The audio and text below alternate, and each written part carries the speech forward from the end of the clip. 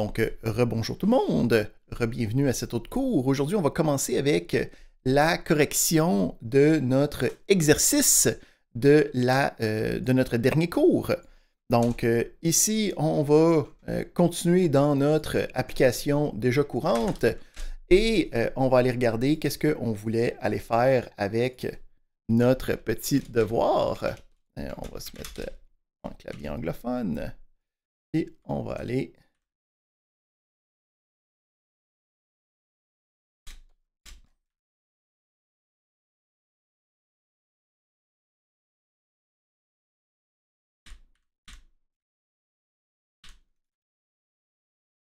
On va aller voir ce qui se passe avec ça.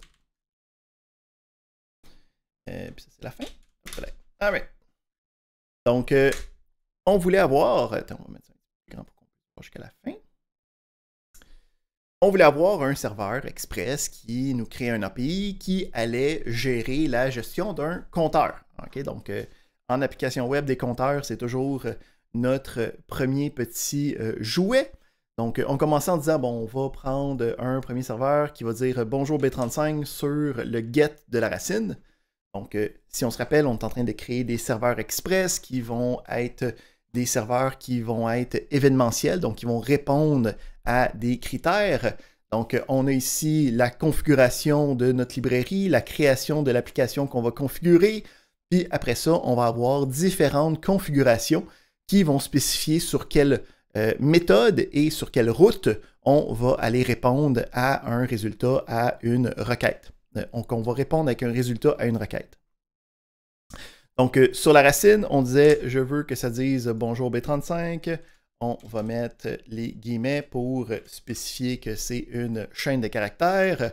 On a ici NodeMon qui est installé et qui est rafraîchi automatiquement. Donc, on peut faire le send. Puis, on a notre premier qui est déjà réglé. Ça va bien.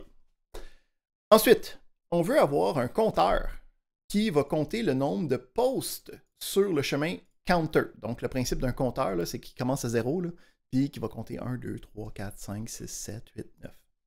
Fait que le principe, c'est qu'il faut que j'aille une variable. Puis là, qu'est-ce qui est intéressant avec l'environnement de configuration, c'est que je peux mettre des variables dans l'environnement comme global, puis ils vont juste toujours être disponibles. Donc, je peux me faire une variable counter qui va être égale à 0. Puis, à partir de là, je vais pouvoir modifier cette valeur-là, puis aller la rechercher, puis jouer avec comme que je veux. Ici, il faut faire attention, on n'est pas en React, on n'est pas dans le front-end, on n'est pas avec le virtual DOM, puis plein de choses qui se passent, fait qu'on est en pur JavaScript, on peut juste utiliser des variables, puis faire qu'est-ce qu'on veut avec. Donc, on a notre counter qui est à 0. On veut être capable d'avoir une gestion du post qui va augmenter ce compteur-là. Donc, on a le app.post qui va être sur le chemin counter, qui va avoir comme deuxième paramètre le gestionnaire, le handler de la requête. Donc, c'est une fonction, dans ce cas-ci, une fonction fléchée, qui va toujours avoir deux paramètres, qui va représenter la requête et la réponse. On va aller les voir plus en détail aujourd'hui, ceux-là. Puis, à l'intérieur, je sais qu'il faut que j'envoie un send avec des informations. Fait que là, ici, je peux envoyer le counter. Si je fais juste ça, par contre, on va avoir un gentil petit problème. Donc, on a encore le B35 qui fonctionne. Puis là, si j'affiche le counter, ça va me dire, oups, il faudrait que je mette le post. On met le post, on dit qu'on a un internal server error. Fait que quand on a des choses comme ça, on peut voir ici que ça me dit, quand j'essaie de faire, ça ne fonctionne pas, c'est un statut invalide, 0, un status code invalide. Fait que ça, c'est un peu bizarre, parce que les status codes, c'est l'élément ici. Puis en fait, là, il faut se souvenir comment est-ce que le send fonctionne. Donc, on avait dit que quand on envoie une valeur numérique, cette valeur numérique-là va être envoyée comme étant le statut, le status code de réponse. Donc, nous, c'est pas ce qu'on veut. Nous autres, on veut juste envoyer la valeur. Fait que si on voulait gérer ça, il fallait spécifiquement envoyer une conversion pour que ce soit juste le string. Fait que ici, je teste ça. Je teste le counter, puis là, je peux voir que c'est 0. Là, j'ai juste la moitié de fait parce que moi, je veux incrémenter ce compteur-là avant de le renvoyer. Fait que je peux faire une augmentation ponctuelle. Donc, counter plus égal 1 qui est égal à counter est égal à counter plus 1. Encore une fois, je ne suis pas en mode React, là, fait que je peux directement juste utiliser qu'est-ce que je veux. Puis, avec ça, à chaque fois que je clique, ça augmente. OK, c'est une version primaire de cookie clicker. Fait qu'on a notre premier élément qui retourne le nombre de fois qu'on a été sur counter. Après ça, je dis je veux un get qui va juste me retourner le nombre, qui ne va pas l'incrémenter. Fait qu'en fin de compte, je peux ici être avec le get et juste être capable de le renvoyer. Donc, quand là, je fais le post, là, point intéressant, si je fais le post, je vois que ça a recommencé. Là. Pourquoi est-ce que ça a recommencé? Ben parce que j'ai modifié le fichier. Puis quand j'ai sauvegardé, mon application a automatiquement redémarré. Donc, il faut faire attention. Mon lui, il arrête le serveur, puis il le repart. Donc, ça a reparti le programme, ça a repris la valeur par défaut du counter qui était à 0. Donc, il faut être conscient de ça quand on est en train de faire nos tests, quand on est en train de faire notre développement. Mais si après ça, je m'en vais sur le get, oui. Donc, ça veut dire que même si c'est du back-end, tout seul, ce fichier-là n'est pas capable de gérer des données au long terme. Exactement. Quelque part d'autre. Exactement. Puis c'est pour ça, en fait, que, ultimement, si on retourne voir notre...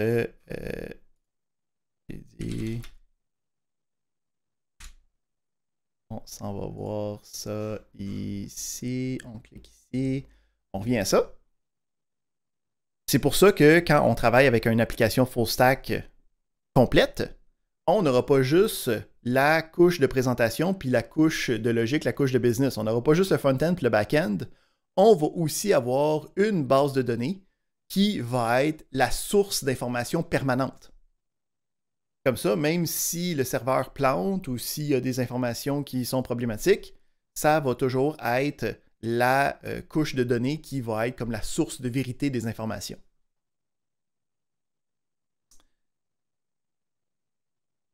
On revient à notre code.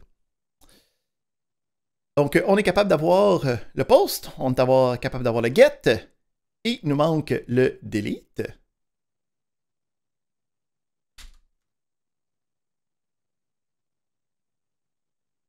Puis en fait, on va être plus convivial.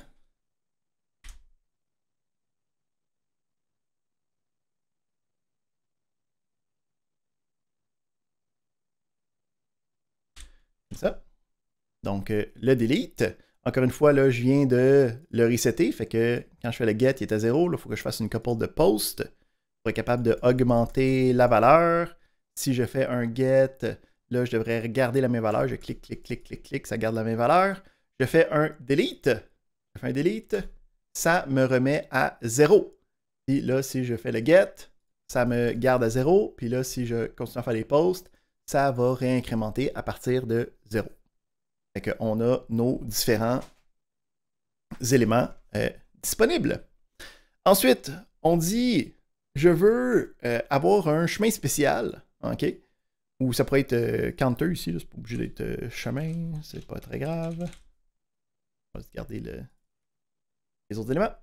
Ou on peut avoir plus, moins, puis un nombre quelconque pour l'ajouter à notre compteur. Fait que là, pour être capable de faire ça, on pouvait retourner voir qu'est-ce qu'on avait vu avec les paramètres de route. Donc, les paramètres de route me permettent d'avoir une partie qui va être identifiée dans les paramètres, donc dans les params de la requête, et qu'on va pouvoir utiliser pour être capable de prendre action, pour être capable de faire des choses intéressantes. Donc, si on revient dans notre code, je veux avoir... puis on voit ici que c'est 2 get, OK, même pas de post, même pas rien, fait qu'on peut les garder. Je vais éternuer. Pardon. Parfait, fait qu'on met ça ici. Ouais, on va mettre mettre ça. Prendre ça. Faire un get. Prendre la valeur. Mettre ça là-dessus. Et ensuite, mettre un 2 points ici. Je vais l'appeler nombre pour le principe. Puis, juste pour voir qu'est-ce qui se passe.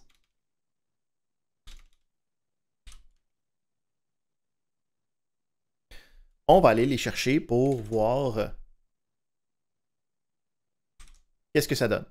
OK, donc je repars mon serveur, je fais des posts, OK, je la valeur. Puis là, ici, si je fais un get sur plus 23, je peux voir ici dans mon console log que le params, c'est un objet avec une clé 23 puis une valeur textuelle de 2,3. Pardon, ma clé, c'est nombre. Ma valeur, c'est le texte 23. Fait que là, si je veux prendre cette valeur-là pour être capable de le mettre dans mon counter, je peux faire un counter plus égal de rec params.nombre. Mais là, il faut faire attention parce que ça, tout seul, ça ne fonctionnera pas. Parce que ça va essayer de... En fait, ça va faire des choses fancy, là, parce que ça va être une chaîne de caractères qui est ajoutée à une valeur numérique. Fait qu'on n'aimera pas ça la vie.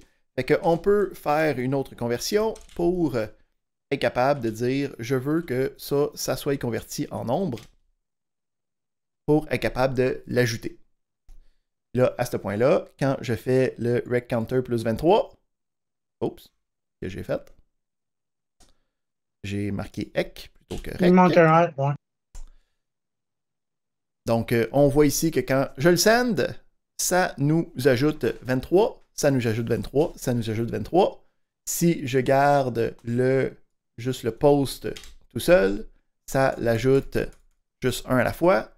Si je fais le get, ça garde la même valeur.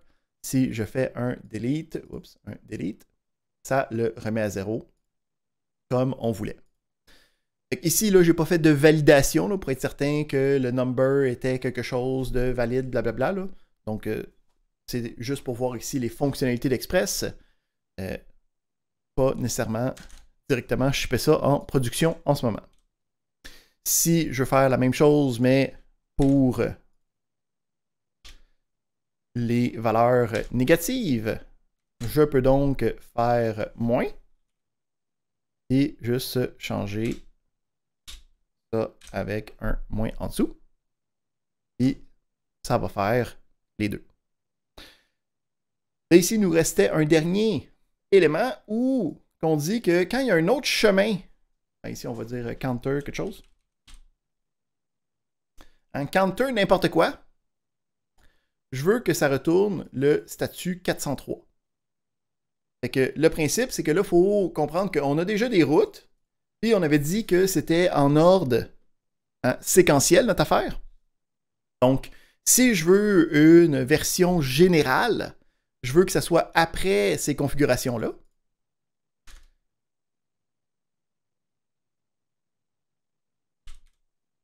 Puis là, ici, je peux dire, ben gars, si tu me donnes autre chose dans cette lignée-là, là,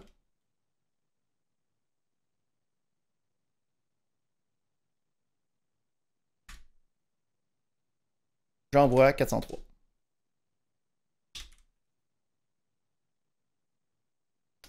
Fait que, rendu ici, là, si je fais... Oups. Là, ici, il manque quelque chose, comme une parenthèse. Okay. Donc, là, ici, si je fais blabla, on va voir que ça me donne le code 403. Ici, chose intéressante, on peut voir que quand on utilise send avec juste la valeur numérique, on a un petit warning là, qui dit « Hey, c'est deprecated d'envoyer le statut avec le send. tu devrais envoyer send status à la place. Fait que pour être des bons développeurs qui suivent les recommandations des librairies, on va pouvoir faire send status à la place avec le 403. Fait que c'est ici, c'est notre petit devoir avec les exemples qu'on avait faits. Donc, ce fichier-là, je vais le déposer sur notre Teams.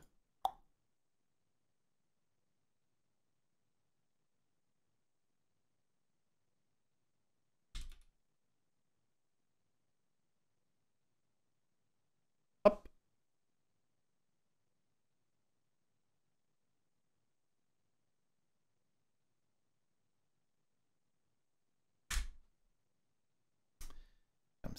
Comme ça, vous pouvez aller le regarder et le modifier, configurer, travailler avec comme bon vous semble. Excellent. Donc, on est bon de ce côté-là. On a maintenant notre exercice sous la ceinture. Parfait.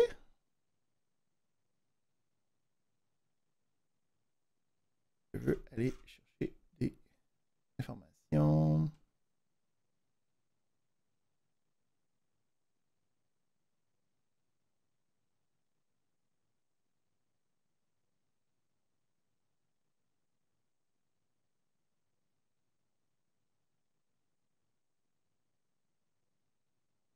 OK.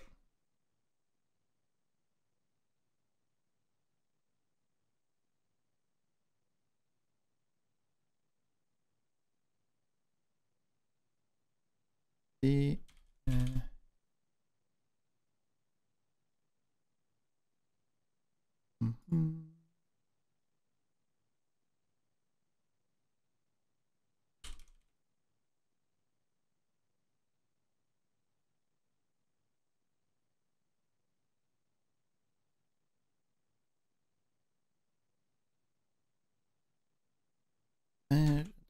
je vais chercher quelque chose. Je veux aller sur Patterns. Et je veux ouvrir ça.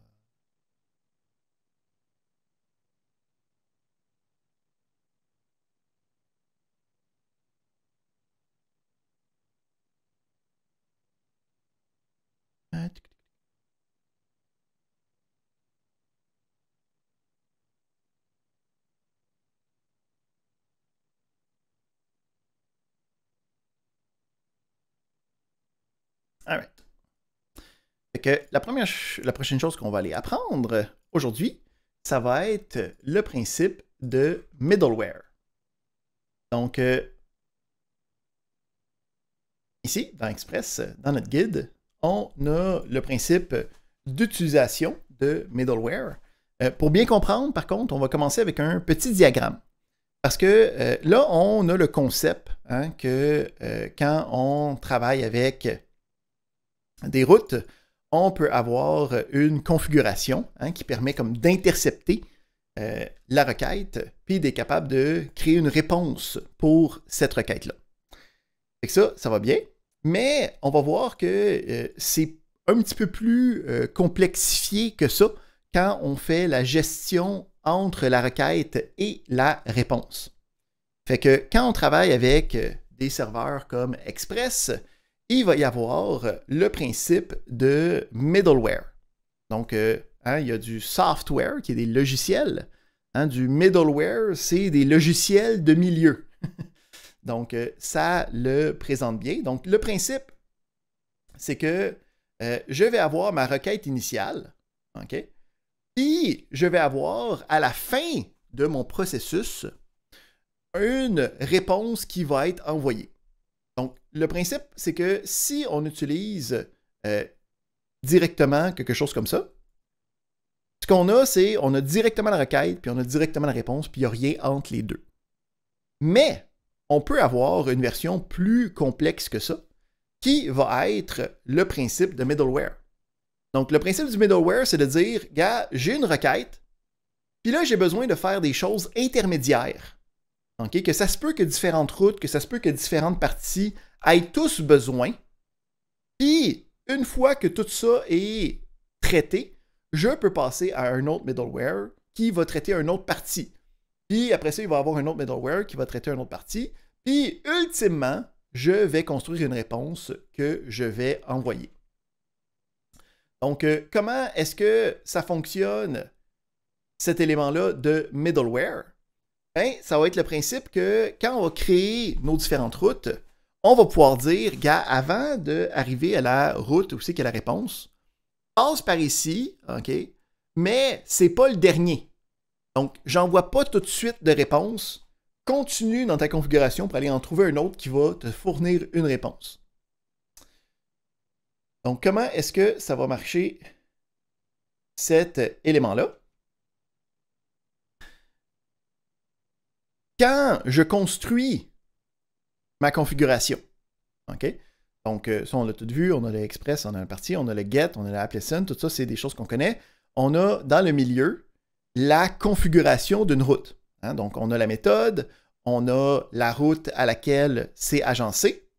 Puis là, on a notre fonction de callback, où on va avoir notre objet de requête avec ses différentes caractéristiques, notre objet de réponse avec ses différentes caractéristiques, puis là, on va avoir facultativement, là, on a un troisième paramètre, un troisième argument qui va être le next.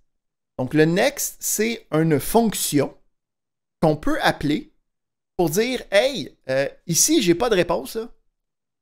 Continue, une fois que j'ai terminé ce code-là, à aller plus loin dans le code.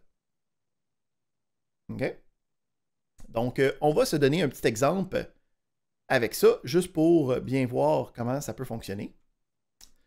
Puis pour... ouais, ici... on tourne dans le code. Si je veux juste quelque chose...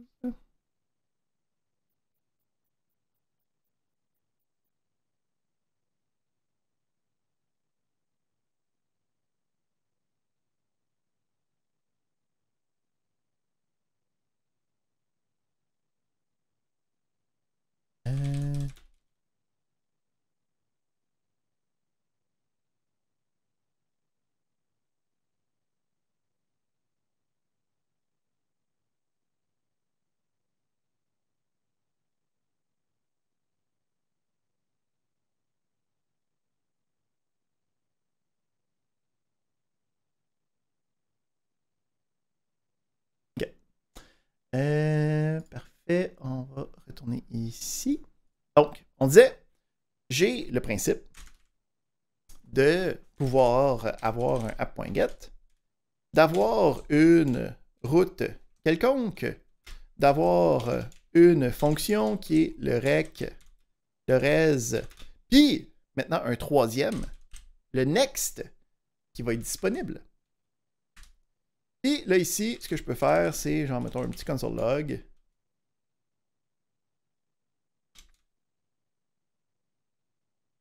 Voyons. Je suis là!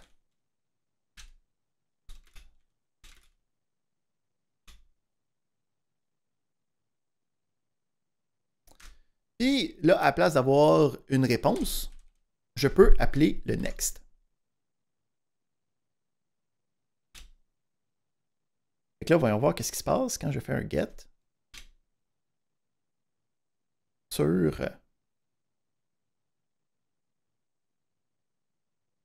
notre élément. Fait que qu'est-ce qui s'est passé? Il fait en ordre. Hein? Donc, il va aller ici, puis il va faire, est-ce que ça marche avec le slash? OK, oui, ça marche avec le slash. Parfait. Je vais donc faire ces instructions-là. Puis là, en voyant le next, il est comme, OK, ben, je vois que tu ne veux pas envoyer de réponse tout de suite. Je vais continuer à aller regarder les différentes configurations, puis essayer d'en trouver un autre qui va me trouver une réponse. Puis là, c'est là qu'il voit le slash avec le rest send, fait qu'il envoie le rest send. Mais on peut voir qu'entre les deux, il a réussi à faire le log. l'ordre est important.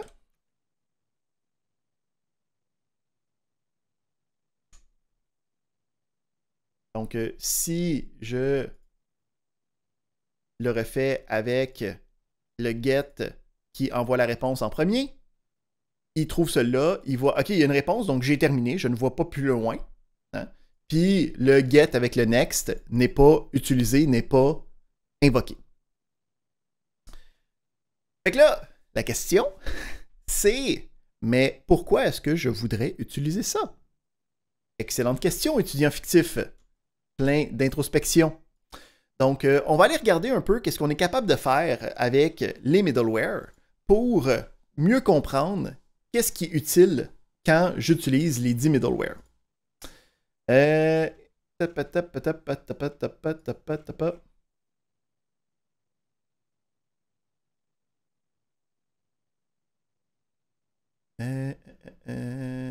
Ici, je veux aller regarder. Ici. Fait que on va aller voir ici. Puis pour mieux comprendre qu'est-ce qu'on est capable de faire, on va premièrement commencer à regarder le principe de qu'est-ce qu'il y a dans les requêtes qui peuvent être intéressants. Donc, quand je travaille avec la requête, j'ai vu que je pouvais aller chercher les params. OK, ça c'est bien. Mais il y a plein d'autres éléments qui peuvent aussi être allés chercher. Okay? Donc, je peux aller chercher des choses comme le base URL ou des choses comme le body. On va en jaser dans un instant de ça. On a les cookies. Okay? Donc, s'il y a des cookies de session ou des choses comme ça, c'est là qu'on peut aller les chercher. On peut aller chercher c'était quoi le hostname qui a été utilisé, parce que ça se peut qu'on utilise un localhost, ça se peut qu'on utilise une adresse IP, ça se peut qu'on utilise... Donc, c'est quoi la vraie requête qui a été faite? Ça vient de quel IP cet élément-là? C'était quoi le nom de la méthode? C'était quoi l'URL originale? On a les params, on a le chemin qui a été utilisé, donc comment savoir les différents éléments. Le protocole, si ça a été HTTP ou HTTPS. On a aussi les éléments du query, donc on est capable, admettons que je fais ici console log.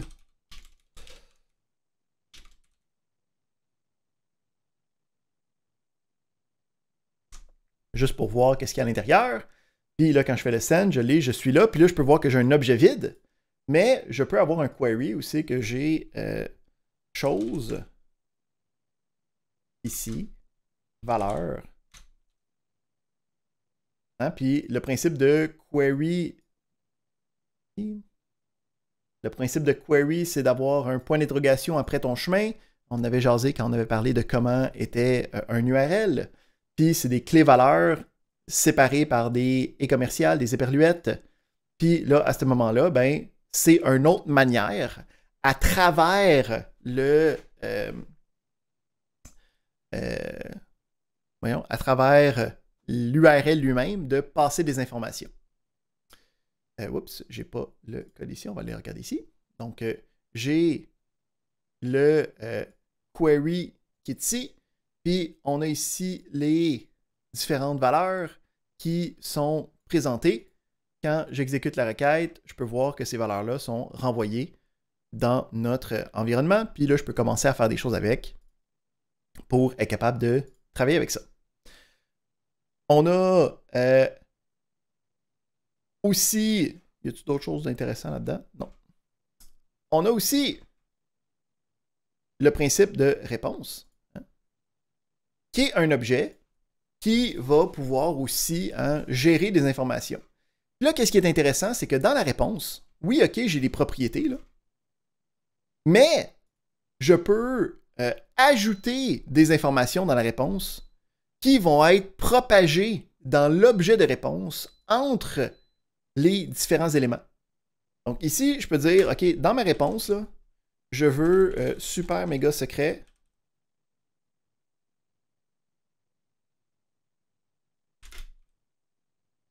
Puis là, j'ai un super mot de passe. Super secret. Puis, qu'est-ce qui arrive à partir de là? C'est que moi, je peux aller rechercher cette information-là à l'intérieur de mon objet de réponse. Fait que souvent, qu'est-ce qui va être intéressant, c'est, admettons qu'on prend une dynamique de « OK, je suis connecté à une base de données, puis là, tu veux te loguer à ton compte. » Fait que je vais avoir une fonction qui va juste gérer la gestion de login, là, parce que ça peut être utilisé de différents endroits. Puis, cette fonction-là va mettre dans la réponse le contenu de ton profil, okay, le ID, les informations de ton nom que tu vas vouloir afficher dans ta requête, dans ta réponse ultime. Puis, ça va pouvoir être passé au prochain pour aller construire d'autres éléments avec, pour aller construire une réponse complète. Tout ça à travers le principe de middleware. C'est aussi beaucoup utilisé quand on a vu avec les requêtes, le principe d'avoir des informations sur l'URL, des choses comme ça. Puis, en fait, quand on utilise des middleware, il va y avoir une fonction spéciale qui va être utilisée pour être capable de plus facilement faire la gestion de middleware automatique. Fait que, ici, si je reprends mon console log, OK, puis, admettons, je veux avoir une requête qui me dit la date à chaque fois qu'il y a une requête quelconque.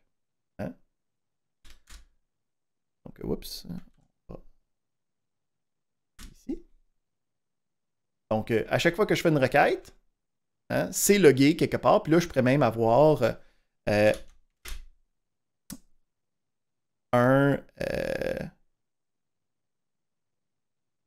Attends, je suis mieux de l'avoir à l'inverse dans ce cas-là, parce que je commence à avoir pas mal de choses.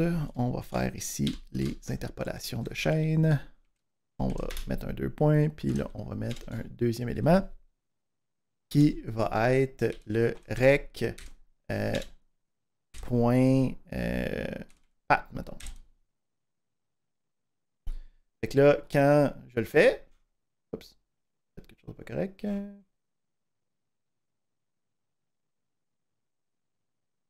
J'ai pas mis une fin de...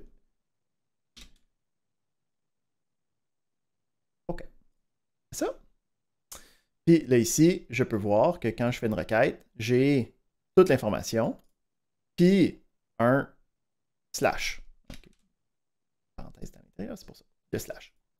Mais là, j'aimerais ça faire ce logging-là là, sur tous les chemins. Là, parce que là, si je m'en vais sur counter, ça va me dire le counter, mais ça ne l'aura pas logué. Là.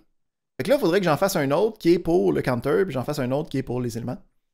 Donc, quand on veut utiliser des middleware qui sont généralisés, je peux utiliser à la place du get le use qui n'a pas besoin d'avoir de chemin. Donc, le principe du use, c'est, dès que tu tombes dessus, là, utilise-le. Hein, c'est use it. Fait que là, ce que ça fait, c'est que ça me permet d'avoir une version qui fonctionne pour tous les chemins. Puis là, je me suis comme fait une espèce de logging automatique. Là. Donc, très intéressant. On est capable d'avoir des éléments qui sont avec des logs. Ici, je veux... Puis, en fait, on va être capable de faire ça d'une manière plus automatique parce qu'il va y avoir des middleware qui sont utilisables à même Express. Donc, ici, je veux... comment il s'appelle? Il s'appelle juste...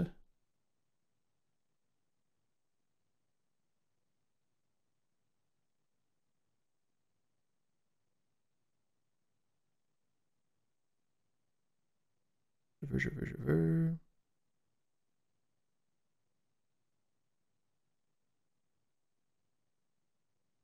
Il existe par défaut. Faut que je trouve c'est quoi son nom.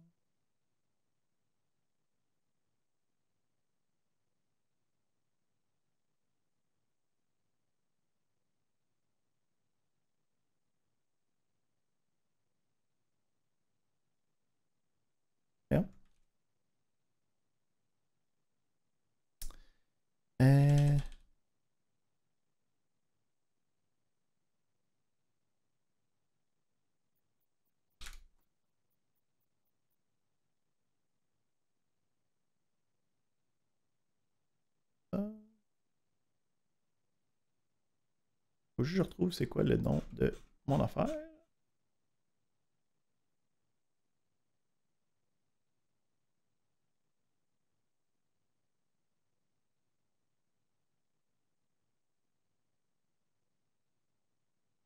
Ok, c'est ça. Et le nom, c'est... Ouais. Fait que ici, on va aller voir ici. Comme ça. Fait que il existe des middleware qui vont être déjà faites pour être capable de, admettons, faire du logging, faire des choses comme ça. Fait qu'on peut aller chercher des choses comme des middleware pour faire des logs, des requêtes HTTP.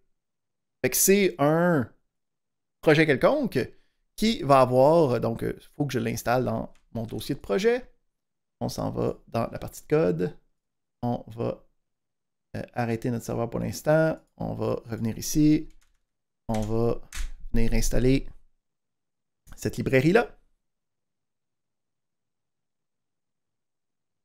Excellent. Puis là, je vais pouvoir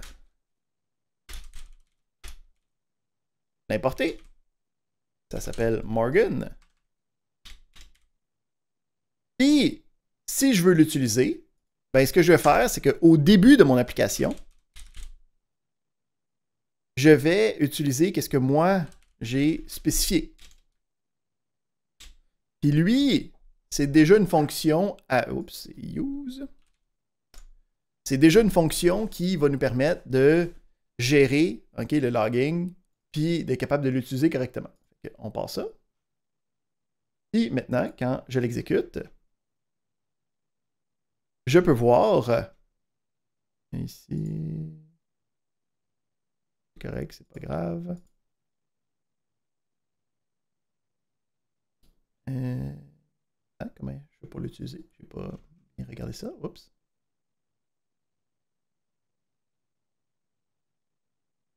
Faut que j'utilise ça avec default.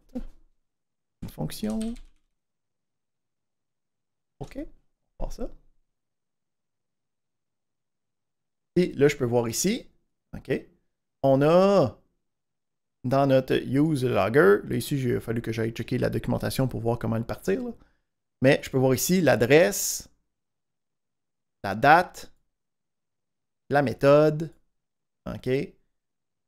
Puis, je peux même voir c'est quel browser ID qui a fait la demande. Donc ça c'est fait automatiquement là, avec le logger, avec le use de mon logger. Fait qu'on peut faire des choses intéressantes avec ça. Là, ça fait en sorte que moi, mon propre logger est plus ou moins utile.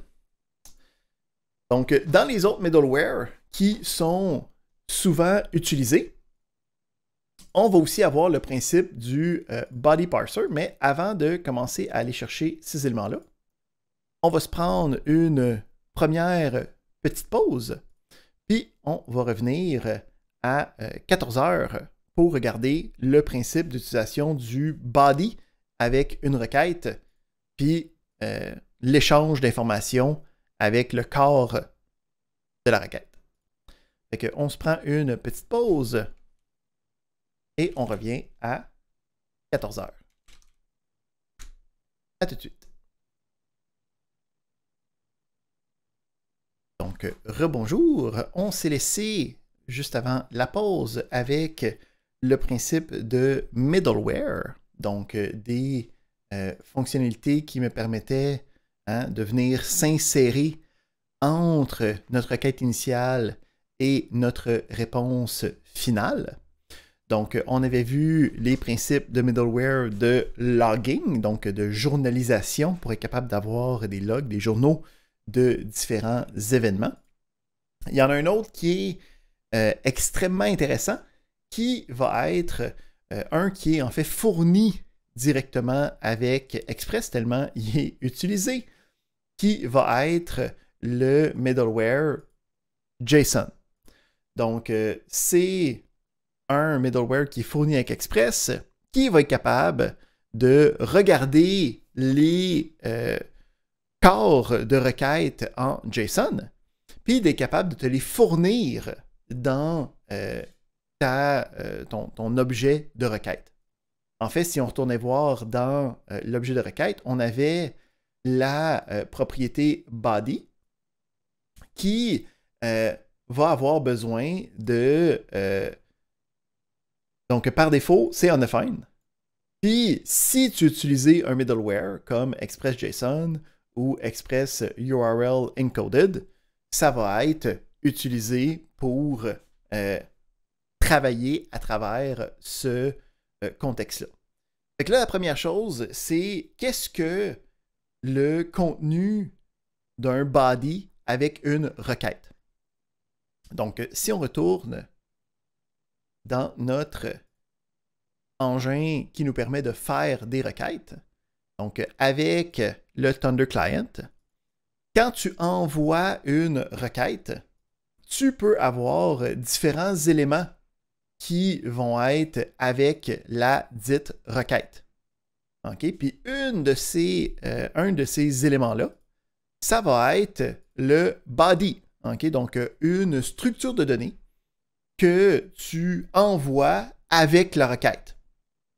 Donc, cette structure de données-là peut être de différentes formes, mais nous, en tant que créateurs et gestionnaires d'API, la majorité du temps, ce corps-là, puis c'est ça qui est sélectionné par défaut, hein, ça va être en JSON, hein, qui va être aussi notre format de réponse privilégié.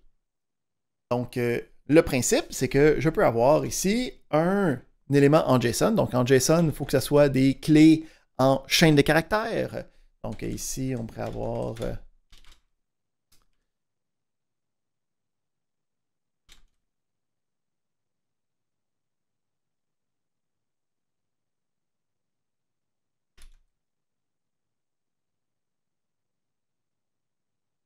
quelque chose comme ça.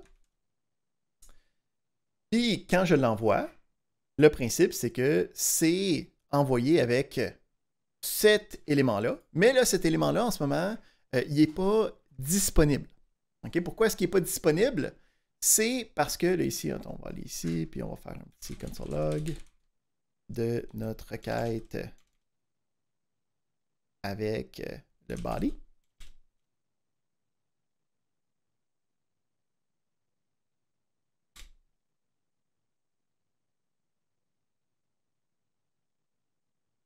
Avec le body. Donc là, on a deux espaces. OK. Fait que quand je fais ça ici, je peux voir que c'est undefined. OK, il n'est pas disponible. On va remonter ça. Tout à l'instant. Parfait. Donc, pourquoi est-ce que c'est undefined? Bon, on vient tout juste de le lire dans la documentation. Le body, par défaut, est undefined. Il faut avoir des middleware comme express.json ou URL Encoded, que nous, on n'ira pas voir, pour être capable de l'utiliser. Donc, le principe, c'est que à l'intérieur de cet élément-là, il peut y avoir plein de choses qui sont méchantes que nous, on ne veut pas travailler avec, que nous, on ne veut pas toucher. Donc, le middleware permet de traiter ça, puis de le transformer en objet JavaScript pour qu'on puisse l'utiliser de manière sécuritaire. Fait que je veux donc insérer ce middleware-là dans mon projet. Comment est-ce que je peux faire? Ben, c'est tout simplement une méthode, hein, qui est le middleware lui-même. Fait que si je veux utiliser ça, je dis, ben pas de problème.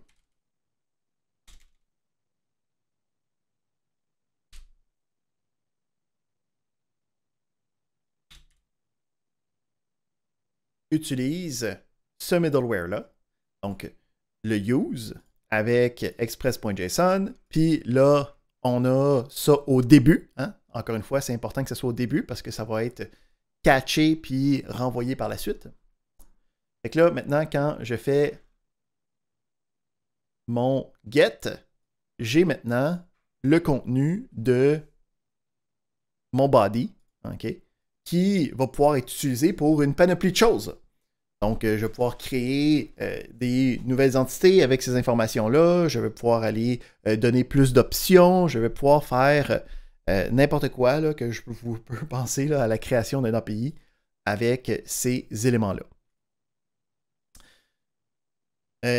Aussi, de l'autre côté, quand je renvoie l'information, je peux aussi, moi, envoyer du JSON. Donc, si j'envoie un objet JavaScript, fait que, mettons, statut super et code 34. Ah, donc là, je vais juste marquer ça sur le get, mais c'est pour voir. Je suis pas capable d'écrire statut. Ça ne dérangeait pas parce que c'est un objet, mais c'est pas fun. Donc, on peut voir ici que le contenu, hein, c'est du JSON. Ah, on peut voir que ça a été transformé. Habituellement, l'élément le plus marquant, c'est que je peux avoir des noms de choses directement écrits quand je suis en objet, quand je suis en JavaScript directement. Puis quand on est rendu du côté du JSON, il faut absolument que toutes les clés soient des chaînes de caractères délimitées. Donc, on peut voir ici que ça a été transformé de l'un à l'autre pour être capable de travailler avec. Excellent. Fait qu'on a ça qui est disponible, donc de recevoir puis d'envoyer des corps d'informations. C'est des choses qui peuvent être intéressantes avec la création d'API, hein, comme on... puis là, vraiment, on est rendu capable de travailler avec les exemples qu'on s'est donnés. JSON, blablabla.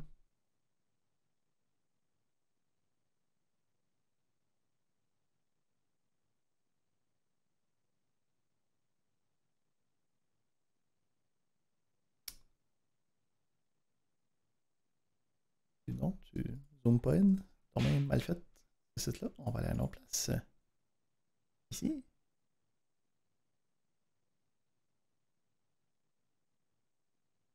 Et, on va aller voir de ce côté-là. Donc, on peut aller sur des exemples d'API, hein, puis voir qu'on serait maintenant capable de... là, on n'a pas de lien vers des sources de données encore, c'est ce qu'on va voir la semaine prochaine. Mais on va voir qu'on est capable de reconstruire ces éléments-là. Donc, avec un post, si je veux rajouter un produit, ben, qu'est-ce que j'ai besoin de faire pour rajouter un produit? Ben, il va falloir que j'y rajoute des informations. Comment je vais faire pour rajouter les informations?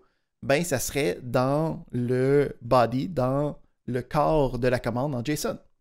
Après ça, j'ai les différents get qui me permettent d'aller chercher la liste de tous les produits, la liste de un produit spécifiquement. On a vu qu'on a les paramètres de route qui sont disponibles. On est capable d'avoir des éléments avec des requêtes qui peuvent être allés chercher. On a différentes listes de projets possibles. Si on s'en va voir justement comment ça peut ressembler dans la documentation, je veux add a product. OK. Fait que je peux voir ici, on a un exemple en JavaScript d'un envoi de requête. Là. Fait qu'en fait, en JavaScript, c'est ça que notre Thunder Client fait. Donc ça, c'est le code derrière. Là. Quand je clique sur le Python Submit, c'est ça qui se passe derrière. C'est une méthode fetch. On va le voir la semaine prochaine quand on va faire le lien entre le front-end et le back-end. Donc, on a le principe d'une méthode post qui va envoyer du JSON. Puis à l'intérieur, là, moi, je peux décider c'est quoi le contenu de ce JSON-là pour dire voici le nouveau produit, voici le nouveau utilisateur, voici le nouvel whatever que tu es en train de faire avec ton API pour travailler avec. Fait qu'on est capable maintenant de traiter toutes ces différentes requêtes-là avec qu'est-ce que nous, on a vu avec Express. Il va nous rester un dernier petit sujet pour aujourd'hui, qui va être le principe de routage. Donc, ici, je suis certain, ça, c'est toutes des choses qu'on a vues. Oui, c'est bon. Donc, dans le principe de routage, il va y avoir une dernière application, pas dans le sens de comme un app, là, mais dans le sens de faire quelque chose, appliquer quelque chose. Donc, pour être capable de ne pas avoir un méga fichier qui a tout à l'intérieur. Hein, parce que là, en ce moment, on est très néophyte là, Hein? On a un fichier avec qui irait puis qui s'étendrait avec des centaines de lignes de code. Puis c'est pas exactement la méthode la plus conviviale quand on veut faire du développement d'équipe, quand on veut faire du développement qui va être maintenu par la suite. Donc, on va vouloir être capable d'avoir un petit peu plus de containerisation, un petit peu plus de séparation. Donc, pour être capable de faire ça, on va aller voir le principe de routage. Hop, hop, hop, ça c'est correct ici. Donc, on va avoir l'utilisation d'un routeur. Donc, le routeur, ça va être un élément que je vais pouvoir utiliser de manière comme externe dans un autre fichier qui va avoir une partie de la gestion d'une route. Donc, admettons, j'ai mon counter, puis dans mon counter, j'ai un paquet d'options. Ben, je pourrais dire tout ce qui est dans le counter, c'est dans le routeur counter. Puis, à partir de là, je vais pouvoir aller chercher ce que j'ai besoin de là. Donc, pour mieux le voir, on va même pouvoir utiliser le Express Generator, puisqu'il y en a un par défaut. Fait qu'on va retourner dans notre code, puis on va aller s'amuser avec le Express Generator pour voir qu'est-ce qu'il fait dans la vie, lui. Fait que l'Express Generator, ça me permet de créer un dossier qui va avoir comme tout ce que j'ai à l'intérieur, qui va avoir peut-être même être un petit peu plus gros, là. Ça, c'est correct. Oui. Là, tu l'as mis direct où c'est que on était. Et pas grave.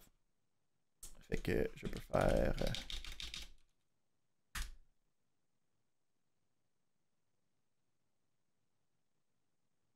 Et on peut faire le npm start. Fait que là, le principe, c'est que j'ai maintenant ce fichier-là qui a été automatiquement créé. Puis qui va être sur le port 3000 aussi. Ok, parfait. Fait que on a ça sur le port 3000. Et je peux voir que lui, en fait, ce qu'il fait, c'est qu'il me retourne une page web. OK? Donc, je peux voir ici, là, c'est une page web. Et je peux voir en plus que lui, il y a un logger automatique, hein, qui est géré derrière. Puis ça me dit ça a pris combien de secondes. Ça me dit la taille aussi de qu'est-ce qui a été fait. Ça dit tout. Fait qu'on va aller voir qu'est-ce qui a été créé avec ça. Pour mieux comprendre c'est quoi les différentes options qui nous restent. Fait qu'on peut voir dans les choses initiales, on a le principe de use qui nous dit on va envoyer ça avec une fonction de création d'erreurs. On a ici des use de notre logger. On a des use de notre gestionnaire de JSON. Donc, on voit des choses qui sont normales là, de ce qu'on a vu. Mais on n'a pas de get, on n'a pas rien qui représente les éléments de base. Mais qu'est-ce qu'on a? C'est des routeurs qu'on voit qui ont été développés dans d'autres fichiers. Puis je peux voir ici que j'ai des use. Puis là, le use, on peut le faire avec rien, puis directement le middleware. Ça fait en sorte que c'est sur tous les différents chemins. Ou sinon, je peux dire, ben, si ça commence par slash, tu peux y aller avec l'index router. Si ça commence par slash users, tu peux y aller avec le users router. Puis, le users router, c'est quoi? Hein? C'est ce qui a été importé de ce fichier-là. Fait qu'on va aller voir qu'est-ce qu'il y a dans ce fichier-là, puis on va aller voir comment le routeur fonctionne derrière. J'ai une question de José. Tout ça, c'est pas mal les mêmes principes qu'on utilise dans Laravel. Oui, exactement. Il n'y a pas de... Comme ça a été fait une fois, là, puis depuis ce temps-là, c'est pas mal standard. Pas mal, ouais, ok. Merci. Fait que quand on s'en va voir dans notre dossier route, on peut voir qu'on a index, on a users, on va aller voir users. Fait qu'on peut voir que lui, à place de créer un app avec notre librairie, il va créer un routeur. OK? Puis c'est ce routeur-là qui va être configuré. Fait qu'on peut voir ici, c'est le même principe avec le rec res next. Là, ici, il le met en fonction en place de fonction fléchée parce que quand le générateur a été fait, les fonctions fléchées n'existaient pas encore. Mais c'est le même principe. Puis on peut voir que ça utilise le res pour envoyer une réponse quelconque avec une ressource spécifique. Puis là, ici, on pourrait comme, construire notre post, notre delete, blablabla. Puis on peut voir un autre élément intéressant, c'est que le get est sur le slash directement. Mais si je veux avoir cette réponse-là, il faut que je fasse users. Wow.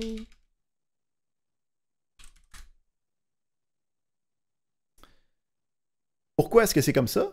Ben, c'est parce que dans mon app, ce que je dis, c'est quand je suis sur users, commence de cette lignée-là, puis va chercher le user router qui, lui, va comme dire c'est quoi les routes, les chemins additionnels par rapport à ça.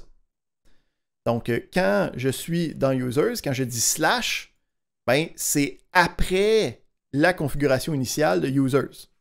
Fait que là, si je voudrais avoir un add, un remove, un delete ou des choses comme ça avec des chemins spécifiques, j'aurais juste à écrire slash add, slash remove, slash delete et slash hold pour faire fonctionner ça à l'intérieur de cet environnement-là. Je ne sais pas si José t'a relevé la main ou si c'est parce que c'est encore la même main qui était levée. Excuse-moi, je vais la descendre. Donc, Patricia demande une question très pertinente. Est-ce qu'il y a des recommandations officielles sur l'utilisation de la fonction fléchée ou le principe de function? Par défaut, OK, la recommandation est d'utiliser les fonctions fléchées parce que c'est une syntaxe qui est plus simple et moins lourde. Mais il y a une raison pourquoi les fonctions fléchées ont été données. Quand tu commences à travailler avec la création de classes en JavaScript, ce que moi je déconseille personnellement parce que c'est pas un langage orienté objet pur, c'est un langage de prototype qui a comme d'autres règles que nous, on n'ira pas voir parce qu'on n'est pas un cours de computer science. Mais si on s'en va voir ici le javascript.info, puis on s'en va voir le principe du this.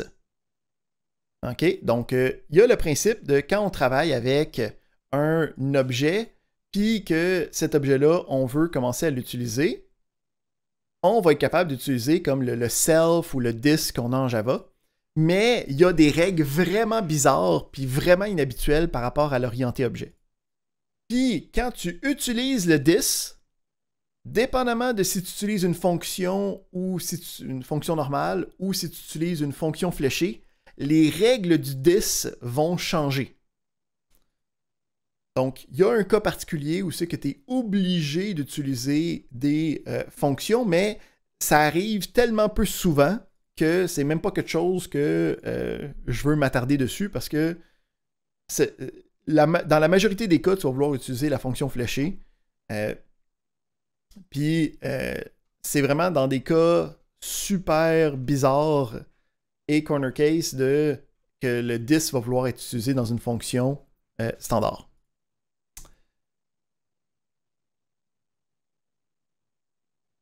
Je sais pas si ça répond à la question. C'est pas plus rapide d'exécution aussi? Non. Le JavaScript n'est pas rapide d'exécution, point. Fait que... OK. Faut comprendre. Je pose des questions niaiseuses. Non, mais c'est une excellente question. Donc, ici, il faut quand même se rappeler que le JavaScript, c'est un langage qu'on dit de haut niveau, qui est interprété. Ça veut dire que quand l'ordinateur veut exécuter du code, lui, ce qu'il va faire, c'est qu'il va prendre ton fichier source, puis il va aller le lire ligne par ligne, il va lire la ligne, il va exécuter la fonction. Il va lire l'autre ligne, il va exécuter cette ligne-là. Il va lire l'autre ligne, il va exécuter... Fait qu'il n'est pas capable de prendre en considération des optimisations ou des choses fancy derrière. Les optimisations vont être faites à l'exécution directement, puis l'engin qui permet d'exécuter ça de manière dynamique, comme Node ou comme V8 dans Chrome, vont gérer ça de la meilleure manière possible pour que ça soit pas trop lent. Mais c'est quand même un autre ordre de grandeur que qu'est-ce qu'on a dans des versions de langage de plus bas niveau, des langages compilés, hein, comme le C#, comme le C++, des choses comme ça, qui vont pouvoir être capables de gérer une vue globale du projet quand il va être compilé pour te donner un exécutable, puis là, il va pouvoir prendre plusieurs options pour comme, faire en sorte que ça va plus vite. Fait que le JavaScript, c'est super intéressant d'un point de vue rapidité de déploiement, rapidité de développement, mais il y a une raison pourquoi c'est pas utilisé pour faire des calculs scientifiques. Là. Okay? C'est pas là sa force. Ah, OK, merci, intéressant. Puis là, ici, il y a toujours des astérix en informatique. Là. C'est là où tu pourrais me dire oui, mais Hugo, j'ai entendu dire que Python était le langage qui était utilisé pour les calculs scientifiques. Puis le Python, c'est aussi un langage de haut niveau qui est interprété. Ce qui serait une contre-question extrêmement pertinente. Par contre, les librairies que Python utilise pour faire de la gestion de données mathématiques sont écrites et sont compilées d'avance. Donc, le principe, c'est que c'est des librairies déjà compilées, puis tu as juste accès aux fonctions directement. C'est ça qui permet que ça reste rapide. Donc, il y a toujours des astérix dans tout ce qu'on dit. Là, oui, mais... puis parfois, c'est en C. Hein? Parce que le Python lui-même est compilé en C. Normalement, quand tu utilises le Python, tu ne le vois pas. Mais non. Les librairies très rapides le sont parfois. Ici, il faut faire attention. Donc, je pense que tu confonds ici que l'implémentation de l'interpréteur de Python, donc le programme qui va lire ton fichier, puis qui va le transformer en code exécutable, puis qui va l'exécuter, lui est écrit en C. OK? Donc, ton code à toi n'est pas converti en C, qui est écrit en Python. Est-ce que ça se peut qu'il y avait une variation ou tu parlais d'autre chose? OK, c'est ça. Parce que ça, je pense qu'il y a certaines librairies qui sont eux-mêmes écrites en C. Exact. Donc, c'est ça que je dis aussi. Il y a plusieurs librairies de Python qui sont écrites en C, puis qui vont avoir une interface, hein, un API qui est disponible en Python, mais que derrière, c'est des fonctions qui ont été compilées qui peuvent juste rouler sur des ordinateurs qui ont le bon format, puis ainsi de suite. Il existe aussi, en Python particulièrement, des outils qui te permettent de prendre ton code puis de le compiler en C pour avoir un exécutable ultimement.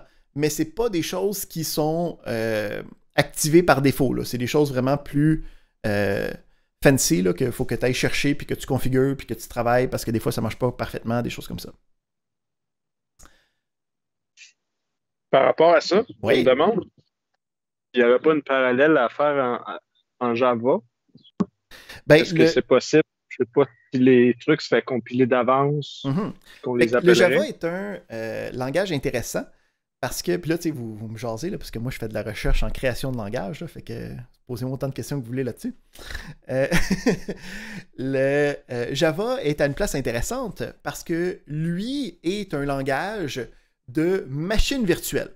OK? Fait que ce n'est pas un langage compilé pur parce que ce que ça voulait éviter le Java, c'est que quand un langage est compilé, le principe c'est que tu as ton code source, tu le donnes à ton compilateur, puis là ça donne du code machine, mais le code machine est malheureusement très limité à la plateforme sur laquelle tu veux l'exécuter. Hein? Fait que quand tu fais une application en C# puis que tu génères l'exécutable va juste marcher sur Windows, ne va pas marcher sur Linux, ne va pas marcher sur macOS, puis dans le temps que Java existait, là, il y avait d'autres systèmes d'exploitation comme Solaris, okay, puis OS2, puis plein de choses. Fait que le Java, ce qu'ils ont décidé de faire, c'est qu'ils ont décidé d'avoir un élément intermédiaire. Donc, eux autres, ce qu'ils allaient te fournir, c'était une machine virtuelle. Donc, le principe d'une machine, mais elle est virtuelle. Fait qu'il fallait que tu installes quelque chose d'avance. Hein, c'est ça qu'on dit là, quand il faut que tu installes Java. C'est d'être capable d'installer la machine virtuelle. Puis eux autres, il y en avait une machine virtuelle pour tous les différents systèmes. Puis là, quand toi, tu écrivais ton code ton code était passé à un compilateur, mais le compilateur n'allait pas le compiler pour une machine spécifique, allait le compiler pour la machine virtuelle. Donc, le terme ici, c'est qu'on appelle ça du Java bytecode. Donc, ça s'est transformé de le code source, donc du texte qui est plus long à gérer, en un langage intermédiaire.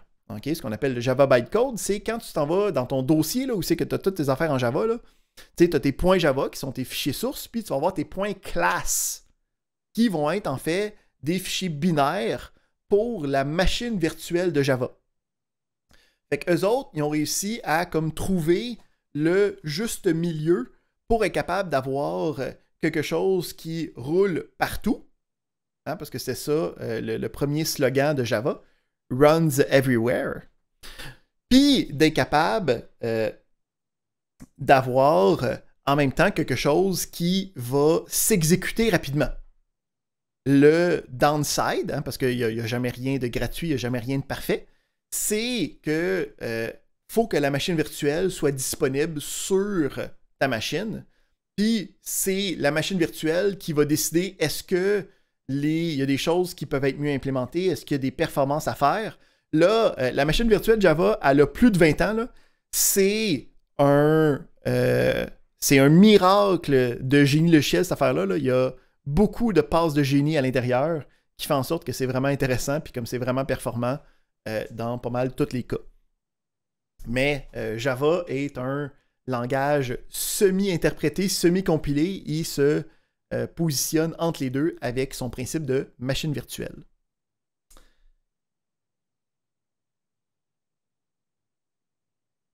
Ok, merci. Dans le fond, c'est comme un intermédiaire. Exact, exact. Tu peux lui passer des arguments. Pas un fichier comme exécutable, Java. Tu peux pas avoir un fichier runnable. Non, tu ne peux pas avoir de points exe sur Java. Hein? Tu as des points genres, hein, qui sont en fait des archives des différentes classes. Hein, mais tu ne peux pas avoir un exécutable que tu peux prendre, installer Windows, puis rouler cet exécutable-là dessus. Il te faut avoir l'installation de la machine virtuelle.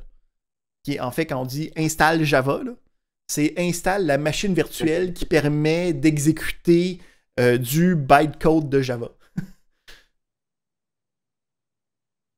Puis, quand tu veux développer du Java, ce que tu installes quand tu installes le Java SDK, c'est le principe d'être capable de prendre ton code source puis de le transformer en bytecode qui va être exécutable par la machine virtuelle.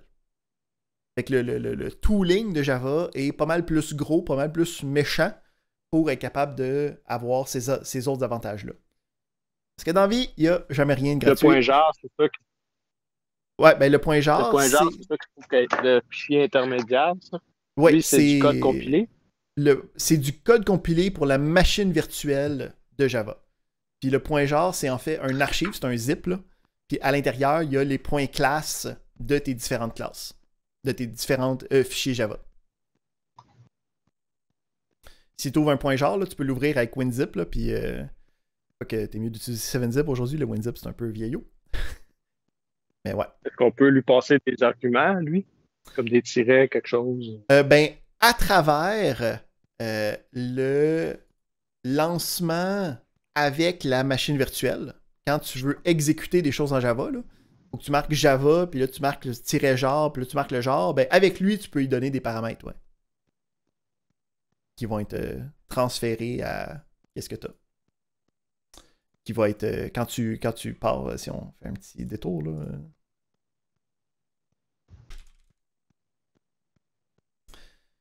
Quand tu travailles avec un programme en Java, tu as toujours le public static void main string args. Hein? Ben, le principe des paramètres que tu as envoyés, ils vont être dans cette patente-là. Je l'ai dit vite, hein? On le reconnaît. Ouais, c'est l'expérience. Ouais, c'est ça. Les arguments un peu. C'est là que tu aimes les nouvelles versions de C# ou c'est que tu n'as pas besoin d'écrire ça pantoute.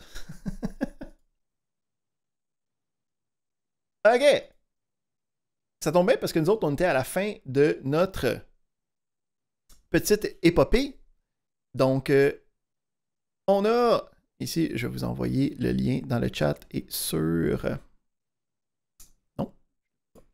Enlever ça. Je je veux aller chercher le lien. Donc, ça va être notre deuxième devoir aujourd'hui, qui va être encore une fois sur GitHub Classroom.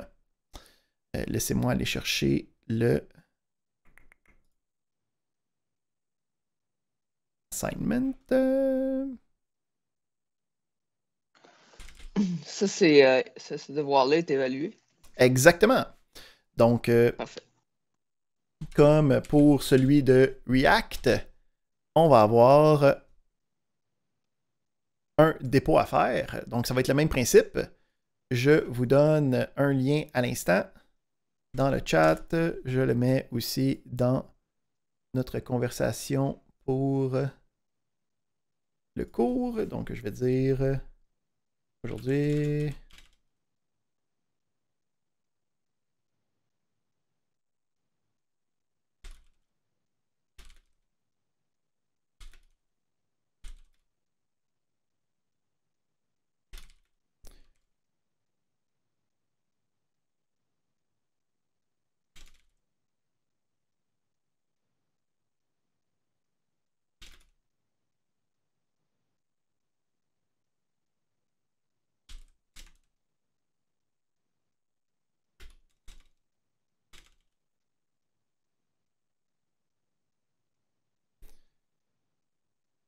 Comme ça, comme ça.